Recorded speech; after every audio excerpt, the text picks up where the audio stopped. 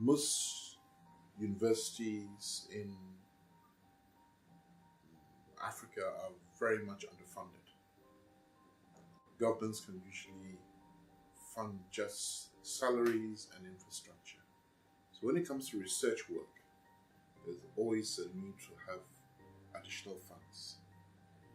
So a project like ASSAR, which has the advantage of being a long-term project, with many members involved, which have the added advantage of networking and collaborative links, is a very useful project to have at any university. Specifically for the University of Ghana, we have identified climate change and transdisciplinary approaches to addressing climate change as one of our 4 main research pillars. It also happens that another of the 4 research pillars is agriculture and food security. So ASSAR is very much along the lines of the research work the University of Ghana wants its staff to do.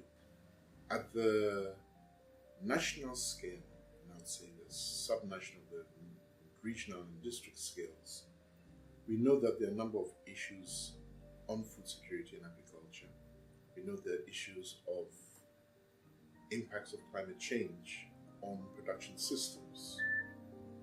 And ASSAR has the potential of helping us address those by, 1, providing evidence for policy, but also by, through the project process, introducing the many stakeholders that ASSAR hopes to engage in knowledge on how agricultural intensification and how climate change can be married in, I would say, a climate-smart agricultural approach.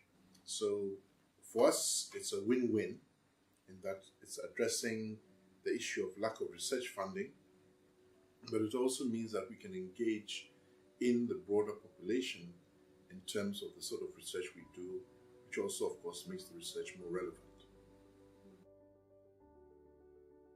The University of Ghana research priorities are driven by the national agenda, initially driven by the MDGs and responding to the MDGs, but now also responding to the Sustainable Development Goals.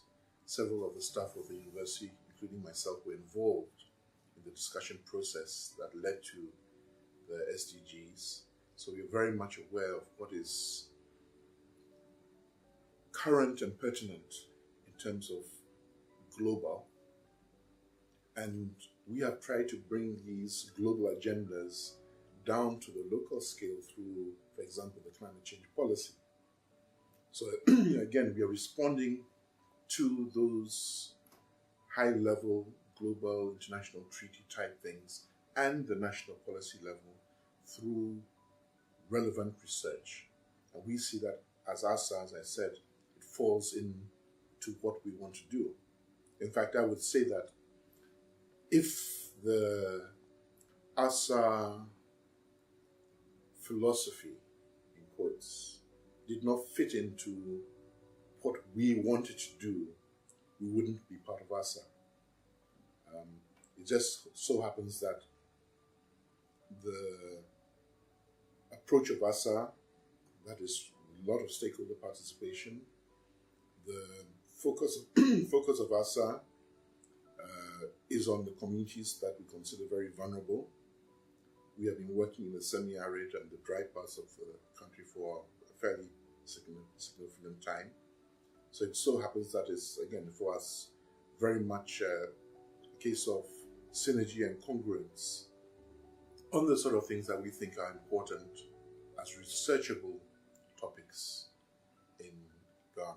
And this is not just because we want to publish a lot of papers, but we think the research is going to impact the lives of the people on the ground.